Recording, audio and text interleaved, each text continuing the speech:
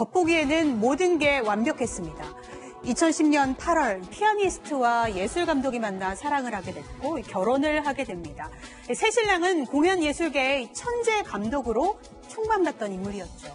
신부는요, 결혼 전에 자신의 집안 배경과 재력을 과시합니다. 외교관 아버지와 아나운서 어머니를 뒀고 또 미국 유학 후에 명문 대학에서 강의를 하고 있다. 미국 샌프란시스코에 10억 원대 집을 가지고 있다고도 했죠. 결혼하면 시어머니를 꼭 모시고 살고 싶다면서 남편의 효심까지 자극했습니다. 그런데 행복할 것만 같던 이들 부부, 결혼 생활에 먹구름이 들이웁니다. 남편도 몰랐던 아내의 비밀, 충격적인 진실이 하나 둘씩 밝혀지기 시작합니다. 영화 화차에서처럼 말이죠. 얘가 선영이가 아니래. 리스트가 너무 늘어나가지고. 이 사람 강선영 씨 아닙니다. 친구도 없고 가족도 없고 친구도 없고. 여보 봐라. 사고사가 아니라 살인사건일 수도 있다는 얘기야. 내가 알던 아내가 아니다. 그녀가 숨긴 비밀은 무엇일까요? 완벽해 보였던 이들 부부에게 들이운 비극은 무엇일까요? 판결의 재구성에서 확인해 보시죠. 행복할 것만 같았던 부부의 삶에 먹구름이 끼기 시작한 겁니다. 그러니까 남편이 납치를 당한 거군요. 네, 남편이 납치를 당하면서 이제 먹구름이 끼기 시작했는데요. 그것이 2014년 1월 4일입니다. 장소는 용인 휴게소였습니다. 여기서 갑자기 한 남자가 사람 살려 하면서 뛰쳐나온 거예요. 네. 그런데 다른 남자 셋이 이 남자를, 뛰쳐나온 남자를 차로 이제 꾸겨 넣더니 바로 또 한 남자가 네. 그 남자의 허벅지를 찔렀습니다. 세 차례에 걸쳐서 말이죠. 그리고서는 이 차는 이제 용인휴게소를 급히 벗어났는데요. 네. 다행히 목격자가 있었어요. 그렇군요. 그래서 목격자가 신고를 했고, 네. 그래서 이제 경찰이 추적을 시작했습니다. 네, 다행히 빨리 목격자가 신고를 한 건데 그렇다면 납치범들도 바로 잡았습니까? 그렇습니다. 검거가 됐는데요. 그래서 신고가 들어가니까 이제 경기청, 경기경찰청, 충북경찰청, 그다음에 강원경찰청이 도스토로 연결된 도스토로 동원했어요. 순찰차를 동원해서 찾기를 추적을 시작했습니다. 차 번호까지 아니까. 그런데 차는 도주를 한 거예요. 거의 150km로 도주하고 경찰들 따라가니까 영화에서 보는 외국 영화 보게 되면 카 추적전이지 않습니까? 그게 벌어진 거예요. 그러니까 계속 도망가는 사람이 있고 저기 보시다시피 쫓아가지 않습니까? 네. 그래가지고 가로막고 공포탄을 써가지고 그 범인들 3명을 검거를 했는데 그 납치된 사람을 그 당시에 그 차 안에 밀어넣을 때 아마 흉기로 이 허벅지를 찔렀는데 잘못 찔렀어요. 무슨 말이냐면 동맥이 절단되면 피가 막 솟구치거든요. 그러니까 제대로 된 범인들은 쉽게 얘기해서 전문가가 아니고 처음이다 보니까 제대로 못 찔렀는데 그게 찌른 것이 동맥을 절단한 바람에 과다출혈로 그 납치된 사람이 사망하게 됐습니다. 그렇군요. 남편이 안타깝게도 납치된 후에 사망했습니다. 예술감독 남편을 납치하고 이렇게 살해까지 한 이 괴한들 누구일까 궁금한데 혹시 돈을 노리고 납치한 게 아닐까 이런 생각이 먼저 드는데요. 맞습니다. 그래서 경찰도 남편의 마지막 행적을 추적했습니다. 사건 당일 오후 2시 50분 남편이 어떤 사람들을 만난 그 기록이 확인이 됐는데요. 그런데 이 괴한들 남편이 예술 감독이라고 하지 않았습니까? 영화 촬영을 미끼로 납치를 했습니다. 당시에 그 괴한과 남편이 주고받은 문자 메시지가 실제로 있었는데요. 괴한이 이렇게 문자를 보냈습니다. 영화 촬영을 추천을 받고 연락을 드렸다. 그랬더니 이 남편이 지금 학교에 있어서 저녁에 전화드려도 되겠습니까? 이렇게 답을 하니까 좀 구체적으로 미끼를 던집니다. 총 예산이 19억이고 감독님이 맞는 건 9천에서 한 1억 1,000만 원 정도 가량이다. 이렇게 이야기를 한 다음에 서울 관악구의 카페에서 약속 장소를 잡았던 겁니다. 그런데 이 사람들 돌연변, 이 괴한으로 돌변을 하면서 네. 이 남편을 납치를 하기 시작한 거죠. 그렇군요. 그런데 검거된 괴한들 뒤에는 더 무서운 배우와 사연이 숨겨져 있었습니다. 당시 경찰의 설명 들어보겠습니다. 새로 제작하는 예술영화 감독 자리가 있다고 제안을 해서 유인을 하였고요. 경북 안동에 있는 빈집에 들어가서 현금과 돈을 강취하려 했다고 진술했습니다. 작년 9월경에 받았으며 3번에 걸쳐서 180만 원 정도를 줬다고 합니다. 의뢰비조로. 범인들이 받은 거죠. 결국에 의뢰한 사람은 따로 있고 이 괴한들은 심부름센터 직원들이었네요. 예, 이제 용인 경찰서에서 지금 수사 발표를 하는 것처럼 이제 이 사람들이 자신들이 어떤 원한 관계가 있거나 채무 관계가 있는 게 아니라 이 실제 실행에 옮긴 사람들 3명은 심부름센터 직원이라는 거예요. 근데 이게 2014년 1월경에 일어난 일이죠. 근데 2013년 9월경에 의뢰를 받았고 가을에 그리고 그 이후에 1월까지 사이에 3차례에 걸쳐 180만 원을 주면서 의뢰인이 돈을 받아달라 그랬다는 거예요. 심부름센터 직원들한테 이 영화 감독한테 돈을 받아달라 그래서 안동에 있는 빈집에 가서 현금과 돈을 강취하려 했다라고 지금 얘기를 하고 있어서요. 의뢰인의 정체를 이 심부름센터 직원들의 협조를 얻어서 이 배우를 따로 알아내서 이제 네. 이 부분을 배우를 밝혀내게 됩니다. 네, 사건 발생 다음 날 배우 인물을 체포하게 되고요. 조사가 이어지면서 사건의 실체도 드러나기 시작합니다. 베일에 쌓인 의뢰인 누구였을까요? 아마도 분명한 거는 사이가 굉장히 안 좋았을 것이다. 이렇게 짐작할 수 있을 것 같습니다. 그렇습니다. 그 망자의 컴퓨터를 확인해 봤더니 녹취된 기록이 40개가 나왔어요. 근데 40여 개 중에 보니까 그 아내의 지인도 있지만은 아내의 내연남도 있었더라. 그러니까 아마 그 내연남 알고 난 뒤부터는 남자들이 이제 그런 분 있습니다. 그걸 이제 의심스럽기도 하고 증거를 남기려는 했는지 모르겠지만은 그 대화 내용을 녹취를 했기 때문에 아내의 내연남이 유력한 여자로 떠오른 거죠. 그렇군요. 그러니까 충격적인 진실을 마주한 예술감독 남편이 아내의 내연남과 만나게 되잖아요. 그래서 혹시 갈등이 생긴 건가요? 아무래도 내연남을 만나게 되면서 내가 알던 정말 새로운 아내, 그러니까 완전 거짓말이었던 그 아내의 진실이 하나둘씩 드러나기 시작을 합니다. 사실 부모와 이제 상견례까지 한 상황이었는데 여성에게 사실 내연남이 있다는 사실만으로도 충격인데 한 명이 아니라 10명 이상의 내연남이 있었던 사실이 10명이요? 네, 그렇습니다. 그리고 실제로 결혼 생활 도중에도 이 내연남들이 준 뭐 카드를 사용하거나 또 휴대전화를 사용했던 기록도 발견이 됐고요. 심지어 뭐 밀월 여행을 다녔던 그런 기록까지 확인이 될 수 있었습니다. 네, 아내에게 10명의 내연남이 있었습니다. 그러니까 11살 연하의 내연남도 역시 피해자였던 건데요. 그러니까 자신과 결혼하기로 했고 상견례까지 했는데 알고 보니까 또 다른 남편, 또 다른 남자, 내연남이 있었던 거잖아요. 그러니까 지금 이제 확인된 게 네. 법률상 배우자 1명, 내연남 11명인 것 같아요. 그죠? 내연남이 11명인데 그중에 1명하고는 결혼을 하기로 하고 신혼집을 예약하고 상견례도 했다는 거고요. 근데 이제 나머지 10명은 그냥 내연남인 것 같아요. 순수하게는 아니지만 하여튼 그렇게 되니까 그러니까 이 12명의 남성과 이제 이 부분에 있어서 네. 이렇게 복잡하게 얽혀 있는데요. 그러면 누가 정말 어떤 원한 관계가 있고 누가 의뢰를 하고 이런 부분에 관심을 가지게 되는데 그러면 내연남 11명 중에서도 상견례도 하고 신혼집도 예약했던 내연남 이 사람이 가장 또 피해자가 아니라 이 사람이 가해자인가 이런 생각도 할 수 있잖아요. 원한이 제일 깊을 수도 있잖아요. 다른 내연남 10명이 있고 또 법률상 배우자가 따로 있다고 하면 내가 결혼까지 하려고 했던 사람이 남편도 있고 나뿐만 아니라 다른 내연남도 10명이 있다 이러면 거기 배신감이 얼마나 대단하겠어요. 그리고 이 남성은 11살 연하래요. 그럼 나이도 훨씬 젊으니까 이런 부분에 있어서 더 충격을 받았을 수도 있는데요. 근데 이 사람도 그냥 피해자였다는 거예요. 그러니까 근데 이 내연남의 아이를 아내가 임신까지 했었던 것 같습니다. 그렇군요. 아내의 삶이 그야말로 온통 거짓말로 포장돼 있던 겁니다.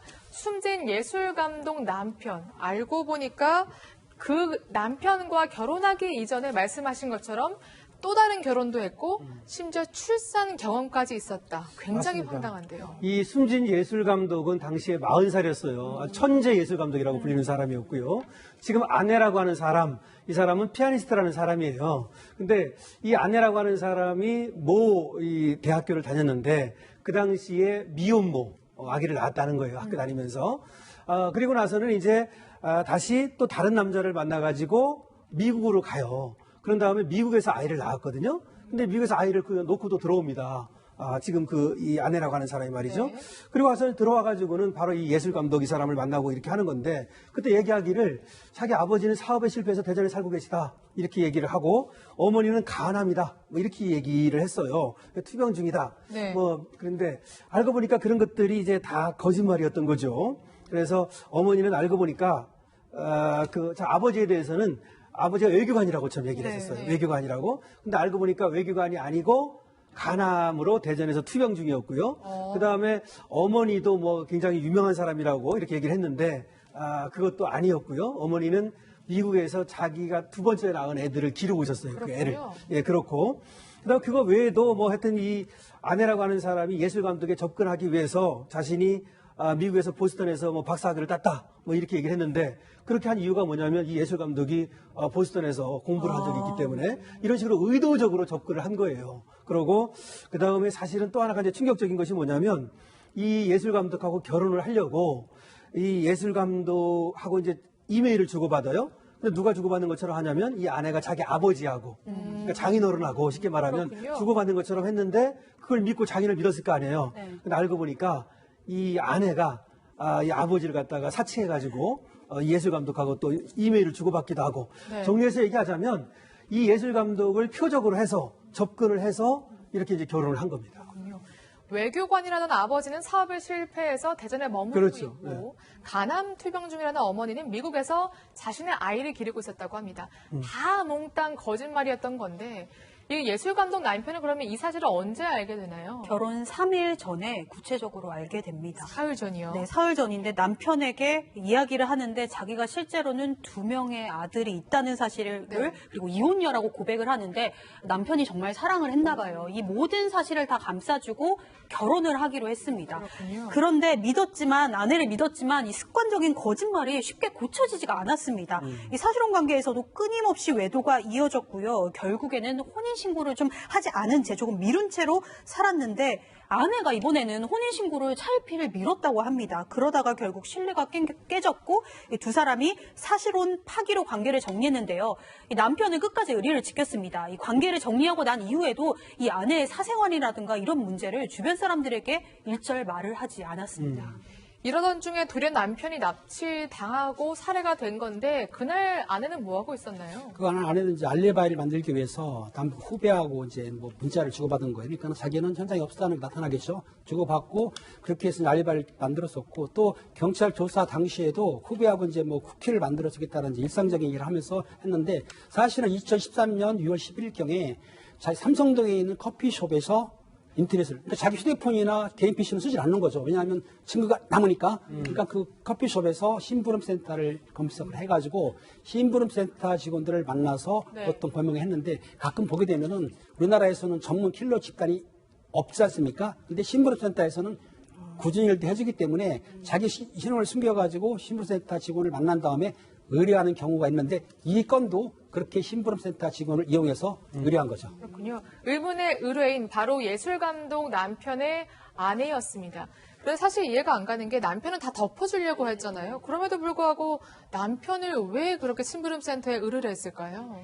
근데 저는 처음에는 이 사람이 법률혼 관계인 줄 알았는데 지금 우리 팀장님 설명을 들어보니까 법률혼까지 안 간 것 같아요. 네, 아내가 이렇게 혼인 신고를 미루어서 사실혼 관계니까 사실 내연남이라고 할 수는 없죠. 왜냐하면 이제 법률혼은 안 했으니까 그냥 이렇게 이렇게 친밀하게 지내는 남자가 12명 있었던 거죠. 그 중에 이제 결혼식을 했던 사람이 한 명 있었고 11살 연하의 연하남하고 결혼식을 하기로 했고 나머지 10명은 그런 정도는 그렇죠. 아니었나 봐요. 근데 이런 복잡한 관계뿐만 아니라 그 미국 미혼모로 출산을 하고 또 미국에서 이혼을 하고 아이를 어머니가 키우고 있고 들어와서 이혼을 해서 한국에 들어와 있는 이런 사실들까지 이 복잡한 관계를 남편은 다 아는 거잖아요. 우리가 이제 그 지칭상 편하게 남편이라고 하지만 남편은 다 알고 있으니까 이 부분에 대해서 이걸 좀 두려워했던 게 아닌가. 왜냐하면 2013년 9월에 의뢰를 했다 그러잖아요. 근데 그때쯤 남편이 이 여성의 친오빠에게 가서 이렇게 복잡했지 않느냐라고 좀 따졌나 봐요. 그러니까 이런 걸 알게 되니까 이제 좀 못된 마음을 먹었던 것 같아요. 위해를 가할 마음을 먹고 그다음 심부름센터에 의뢰를 할 때 말을 한 걸 보면 좀 충격적인데요. 뭐 퍽치기를 하거나 미성년자와 성관계를 가지게 한 후 강간으로 고소하는 등 피해자를 혼내줄 방법이 있느냐. 근데 아까 저희가 처음에 모두에서 확인한 것처럼 학교에 강의를 나간다 그랬잖아요, 남편이. 그죠? 그러니까 미성년자와 성관계하고 뭐 이러면 학교에서도 그죠? 일을 못 하게 되고 또 천재적인 영화 예술 감독으로 이름을 알리고 있는데 오명이 생기겠죠. 그리고 사람을 때리려면 사람을 가둬야 하지 않겠냐 이런 얘기도 하고 실명시켜 줄 수 있느냐 이런 얘기도 물었다는 거예요. 근데 그러니까 심부름센터에서도 그 정도로 실명까지 하게 되면 사실 잘못하면 자칫 자신들이 전문가는 아니잖아요. 그러니까 그러다 사람이 죽게도 될 수 있다라고 했는데도 뭐 어쩔 수 없죠. 이렇게 얘기했다니까 그렇군요. 아, 정말 어떤 마음을 먹었나 싶네요. 예. 네, 이두하 변호사님 말씀 들어보니까 처음부터 살인에 의뢰한 건 아닌 것 같아요. 뭔가 겁만주를 했거나 사회적으로 매장시키려는 의도가 아니었나 싶은데요. 실질적으로 내용을 보게 되면은 그 납치범들이 1,000만 원 정도를 요구했어요. 그 사건 그 의뢰 비용으로. 그런데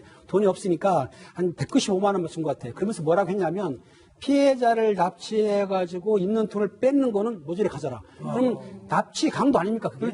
납치 강도도 교사한 거예요. 그런데 이제 경찰 조사에 뭐라고 했냐면은 내가 남편으로부터 1억 원 정도의 위자료를 받았기 때문에 안 줬기 때문에 그렇게 했다고 했는데 실제적으로 그 서류를 보니까 위자료 지급 합의서를 보니까 그 반대예요. 그렇죠. 오히려 그 여자분이 남편한테 매달 70만 원씩 7천만 원 정도를 갚아야 되니까 반대가 된 거죠. 그 내용을 보니까는 뭐 여자분이 뭐 다른 남자들과의 뭐 외도라든지 뇌나 문제 아무튼 그런 문제를 해가지고 오히려 위자료를 줄 상황인데도 불구하고 거짓말로 위자료를 받고 있다라고 하기 때문에 이 여자분이 말하는 거는 90% 이상이 다 거짓말을 진술하는 거죠. 정말 경찰 조사와 재판 과정에서도 4번이나 말을 바꿨다고 합니다. 지금 말씀하신 것처럼 1억 위자료 받을 게 있다 이렇게 얘기를 하는가 하면 그 다음에는 1억 혼수를 돌려받아야 된다 이렇게 했는데 모두 거짓말이었고요.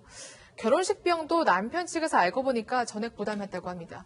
세 번째 거짓말, 남편이 무능력해서 내가 버는 돈으로 먹여 살렸다. 하지만 이것도 앞뒤가 맞지 않은 말이었는데요. 남편 한 달 수입이 1,000만 원에 가까웠다고 합니다.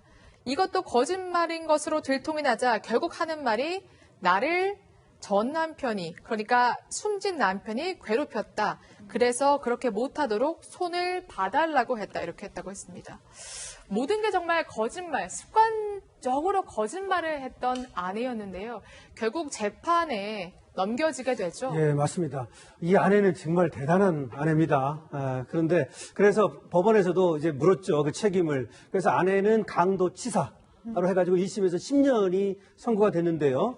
양쪽이 모두 항소를 했어요. 그랬는데 항소심에서는 오히려 13년을 오히려 선고를 해가지고 그 책임을 강하게 물었고요. 아까 심부름센터 직원들 있잖아요. 주범은 25년, 또 13년, 뭐 12년 이렇게 해가지고 선고가 됐습니다. 어쨌든 이제 강도치사가 된 이유는 이 사람이 처음부터 뭐 이제 강도할 의도는 있었지만 죽이려는 의도는 없었다 이렇게 봤는데 나머지 이 심부름센터 직원들은 오히려 이거는 강도 살인으로 봤어요. 그래서 왜냐하면 아까도 잠깐 얘기가 나왔는데 이 시골에다가 오히려 폐가를 얻어가지고 거기로 데려가가지고서 죽일 생각을 했었다 이런 것들이 밝혀졌거든요. 네, 알겠습니다. 그럼 저희는 60초 후에 시청자 질문과 함께 돌아오겠습니다.